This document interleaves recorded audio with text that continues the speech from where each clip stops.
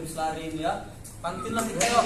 Weh, bang, janganlah main HP sambil jalan bang. Pagi-pagi Santai dulu lah kalau main HP.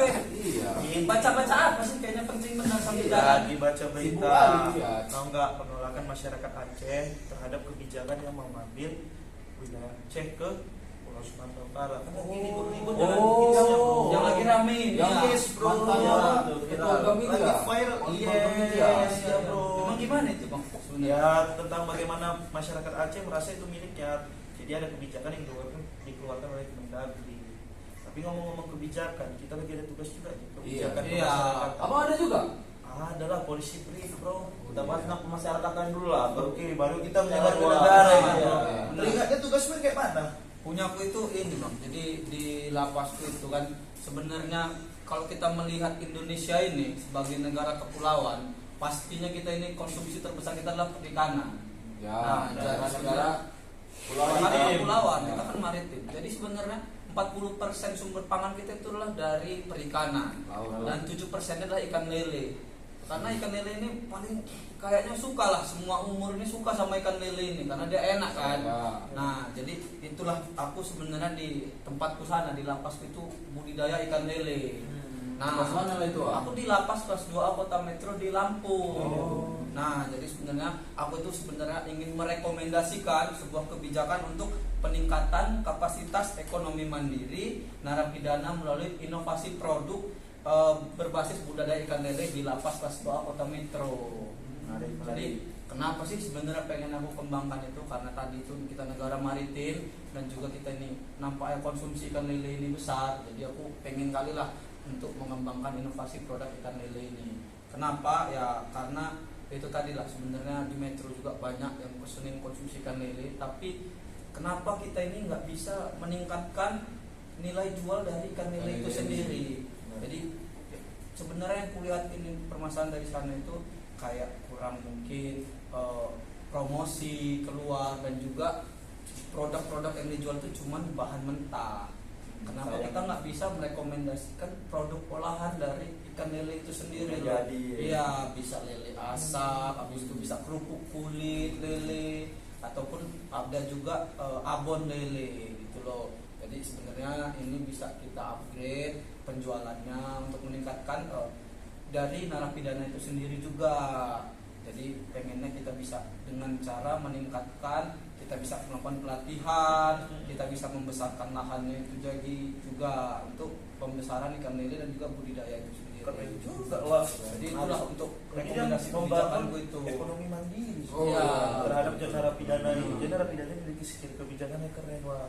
Biar nggak kosong-kosong kali lah kalau udah keluar. Pas, karena itu termasuk tujuan pemasyarakatan juga kan. Bahkan di luar ya kan, pas sudah bebas ya kan. Pas, kalau Waldi ini apa? Gak jauh-jauh mirip juga tentang seperti Ma'ruf tadi. Tapi bedanya di lapasku itu ada pembinaan kemandirian cukli, belum tahu kan? Apa itu cukli? Nah, cukli itu pembuatan kayak hiasan-hiasan tapi dari kayu-kayu gitu. Itu udah sampai nasional itu pemesanannya. Nah, diharapkan ini bisa untuk barangnya itu. misalnya kayak meja, kursi, cuman dari furnitur kayu-kayu gitu. Jangan-jangan gampang usahanya. Nah, itu bisa kita kembangkan di lapas itu. Itu pemesanan itu sudah sampai nasional. Gila, bro. Dan itu termasuk sebenarnya itu termasuk kerajinan daerah juga.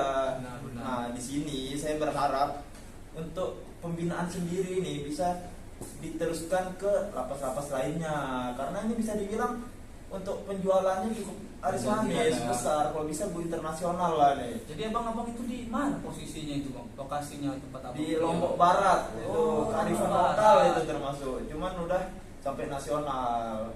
Benar.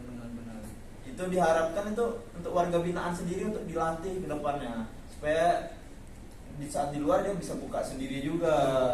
Lumayan pemasukannya loh itu daripada di luar nggak jelas pengangguran ya kan. Benar. Bisa buka cabang kayak gitu.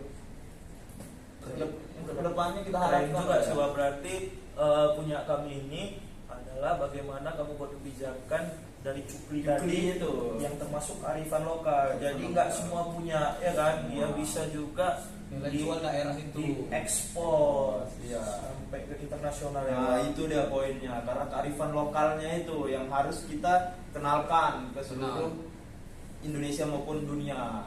Kalau cerita-cerita mendunia, Repi pun ada kebijakan mendunia. Karena itu. bagus ini. Cuman aku agak lari dari topik sikit ini. Oke, apa itu, Wak? Karena di sini aku mau membahasnya itu tentang ini upaya mengurangi tingkat agresivitas narapidana yang bermasalah di lapas kelas 2 Bukit Tinggi.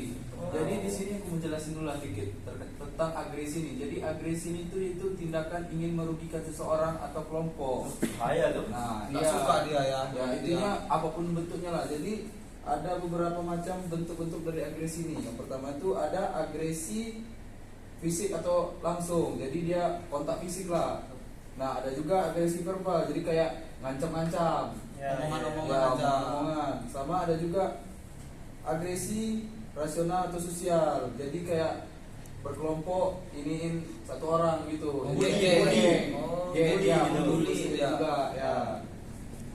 Nah, kenapa saya ngambil itu? Karena salah satu penyebabnya lah kenapa bisa terjadinya agresi itu tuh karena kan rata-rata UPT Indonesia ini kan overcrowded lah. Ya, ya. Kan? Nah, di sini juga overcrowdednya itu sekitar 160 sampai 175%. Ya. Kapasitasnya 242, isi 650 ke atas. Ya enggak. Itu Kali-kali Jauh ya. ya, jadi di sini nih aku pengen menjelaskan jadi kayak rekomendasi kebijakannya itu kayak apa namanya? Kayak memberikan keterampilan yang enggak sekedar keterampilan aja. Jadi kayak keterampilan atau pembinaan itu yang benar-benar lah. Pokoknya gimana mereka semua aktif. Jadi enggak merasa apalah ini hakku gitu. Pas lah, pas.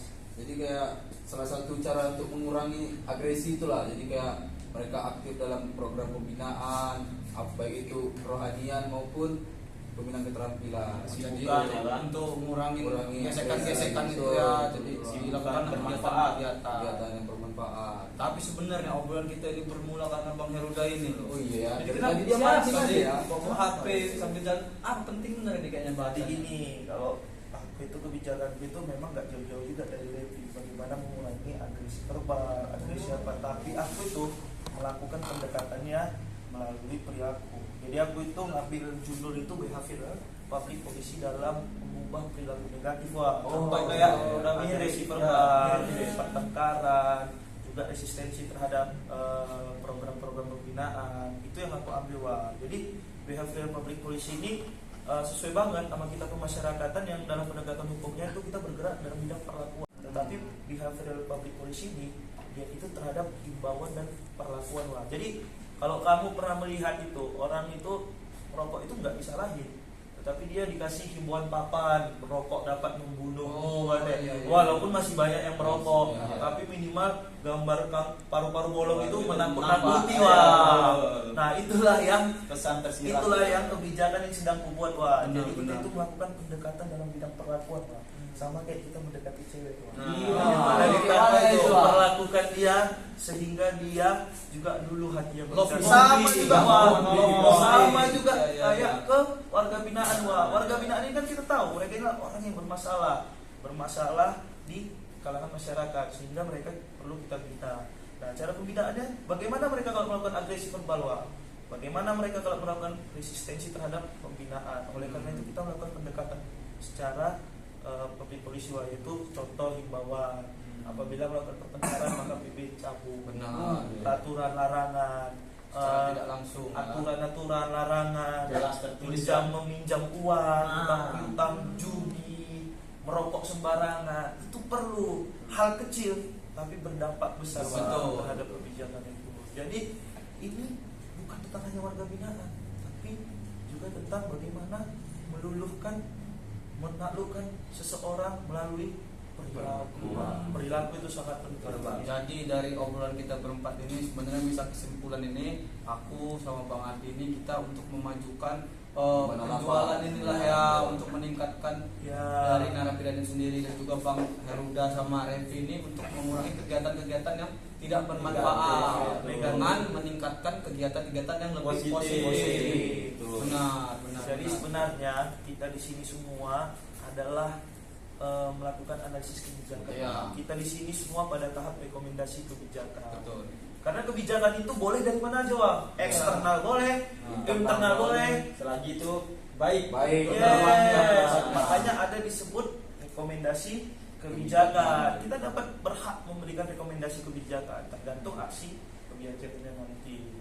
Ya, untuk teman-teman, kalau kita lanjutkan obrolan ini, mungkin Iyalah. Selesai ini. Karena aku udah selesai. lapar juga. Lapar, Wak?